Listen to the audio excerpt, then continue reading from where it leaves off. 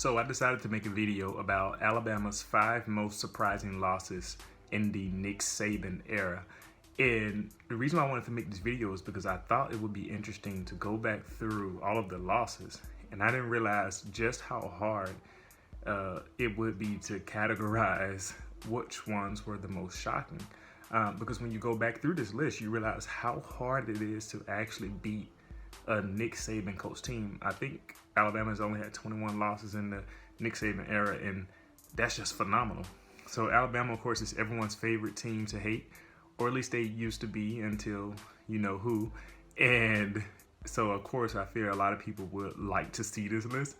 And the 5 losses I'm going to show you, they aren't in any particular order because I found it very hard to rank them. But I do think one of these in particular, I do find to be, it really shocked me the most because I just did not see the outcome happening. And I'll talk a little bit more about that. And also at some point in this video, you'll also see that there's like 13 years of difference in TV quality. And it's crazy how big of a difference 13 years make in terms of what we see on a screen. Because Nick Saban has coached Alabama from 2007 to now.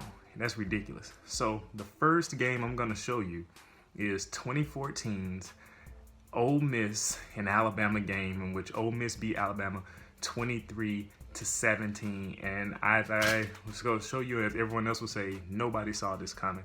Alabama was #1 in the nation going into this game. And this was the first time ever that Ole Miss defeated the #1 team in the nation. Hugh Freeze, who was the Ole Miss coach at that time, had them ready to play Alabama.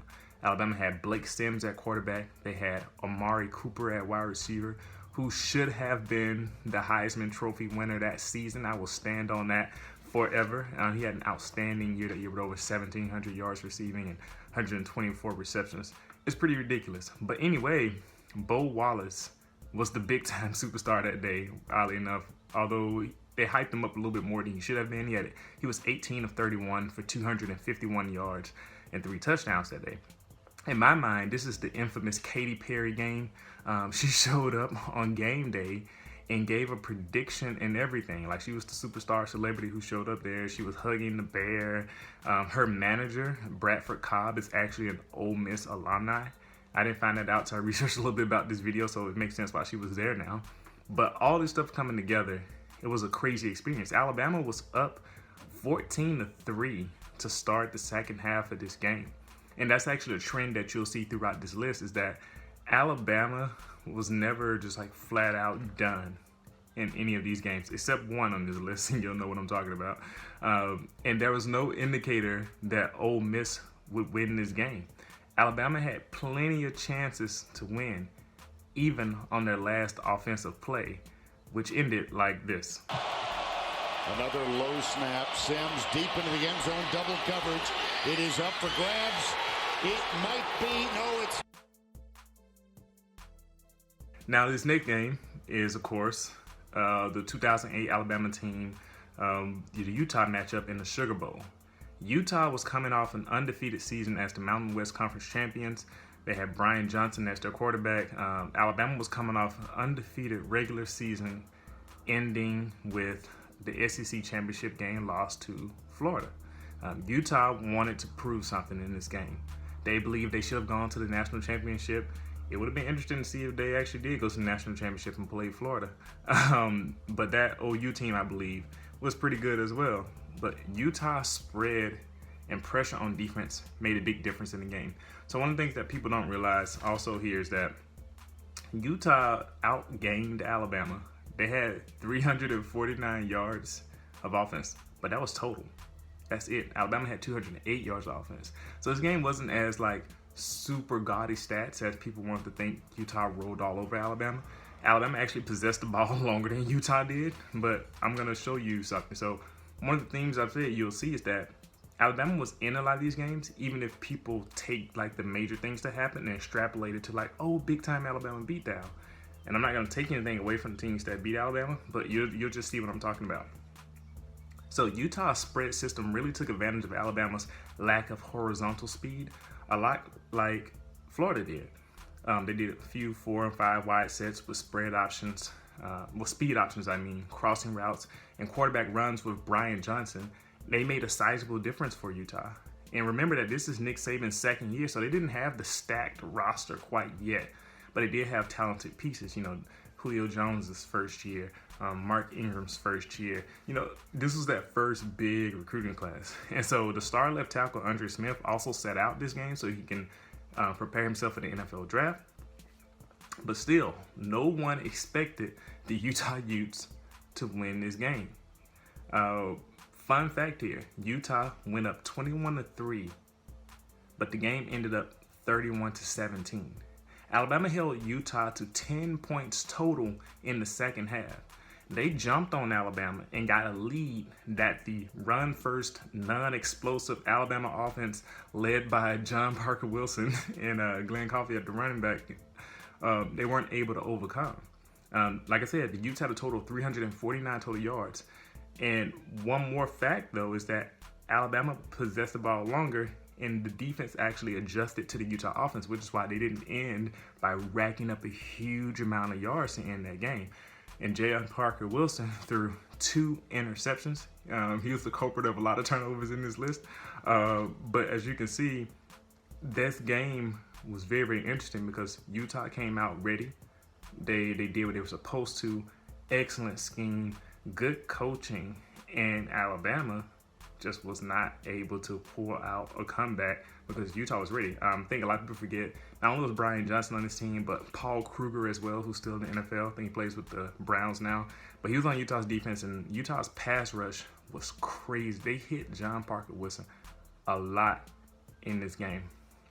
So now we're going to move on to the next game. So this is a big one.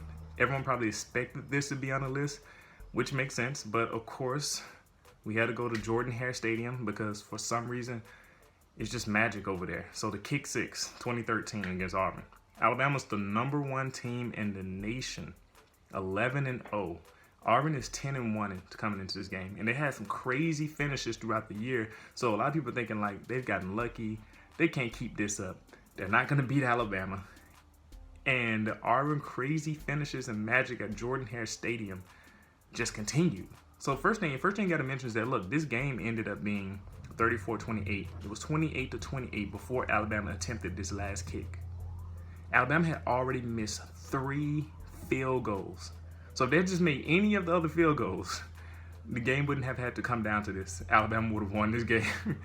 And they got stopped on 4th and 1 on their side of the, on the opponent's side of the field. So Alabama had 4 chances to really just put this game away and go ahead and win. The Jordan-Hare magic was real. Alabama walked in there with 5th-year senior A.J. McCarron, T.J. Yeldon, Kenyon Drake, and Derrick Henry, and Amari Cooper on offense alone. I bet you forgot that Amari Cooper had this crazy 99-yard touchdown catch, too, from A.J. McCarron, who kind of underthrew it a little bit. Alabama outgained Auburn on offense. Alabama had 277 passing yards and 218 rushing yards for 495 yards total. Auburn had 97 total passing yards, and they beat Alabama with 97 total passing yards at 6.1 yards per attempt from Nick Marshall. That's absolutely just not good. That just makes you go, wow. But here's the kicker. Auburn had 296 rushing yards, but I believe 184 came from Trey Mason on 52 attempts. They ran the ball 52 times versus Alabama. And it turned out to be somewhat successful. It turned out to be very successful. The crazy part is that Alabama didn't even have any turnovers. But Alabama won the time possession as well. Auburn did have a better day on 3rd downs overall, but I think that's just because of the running game. And like I said, Trey Mason had a crazy day on the ground. Alabama, as I mentioned on the side earlier, Alabama even got a 4th and 1 stop mid-4th quarter when they were up 28-21. They then went for it on 4th and 1 and got stopped as well. And they still stopped Auburn, got the ball back, and missed the field goal. All in all, this game was absolutely crazy. And Auburn just, I just don't know what to think. That was a crazy loss. we're going to go to the next one. So, of course, this had to be on the list, but it's 2007, Louisiana-Monroe, the game before the Iron Bowl in Nick Saban's first year. So, of course, Alabama was 6-4 coming into this game. They lost the last 2 games to LSU and Mississippi State. Players admitted they were deflated. Nikita Stover specifically said that later on in the interview after the LSU game. And it was the loss that no one saw coming, really. They were supposed to win this game. A lot of people view this as like the cupcake game. This was the cupcake game of that year before Auburn. John Parkin Wilson was the quarterback, and once again, he threw 2 interceptions in this game. The guy who caught those interceptions, Quintez Seca, without him, there would be no victory because he really set them up for success here. Alabama outgained Louisiana-Monroe. Alabama had more first downs than Louisiana-Monroe. Alabama had less penalties than Louisiana-Monroe, but they had 4 turnovers, 2 interceptions from John Parker Wilson, and 2 fumbles from their offense. They had 409 total yards to Louisiana-Monroe's 282. Under any circumstances, they were not supposed to lose this game. But I'll also say, just they set themselves up for failure. They got stopped on 4th down twice in a row to lose this game. It's like, you can't have that against Louisiana-Monroe. So look, honestly, Louisiana-Monroe had no business beating Alabama that day. The only explanation really was that Alabama was flat and complacent, while as usual, the underdog was ready for a fight. And actually, the guy who was the big difference for Louisiana-Monroe, Quintez Seca, he actually just got married this year, February 2nd, 2020. So congratulations to him, just being a dynamic guy. But anyway, now that we've done that one, we're going to, this is probably what I would consider the most shocking and hard, but maybe this is just because it's so recent. But Alabama's lost to Clemson in the 2019 National Championship game. Because look at this. If someone believed beforehand that Alabama was going to only get 2 touchdowns walking into this national championship game, they were either believing purely out of their fandom or out of their hatred. Because this Alabama offense was historically great. And it was unstoppable all year long, even with the hurt Tua, even with missing pieces and knees and injured players on defense. And there was no way that this Alabama team should have only gotten 2 touchdowns in this game. And I made a whole 14-part series about this game on my YouTube channel. You can go check out that playlist. But everyone became enamored with the ending score, which was an impressive ending score, 44-16. But that score doesn't really tell you the story of that game. And the Trevor Lawrence hype really built it up. But I bet you probably don't remember that Alabama actually moved the ball really well in that game. They were turned away like 4 times in the red zone. They got to the red zone 4 times and they didn't get any touchdowns out of it. In between the 20s, the offense was legendary. In the red zone, Clemson clamped down. And that was one of the main takeaways from that game, is that Clemson was able to stop Alabama right when they needed to, and Alabama couldn't capitalize right when they needed to.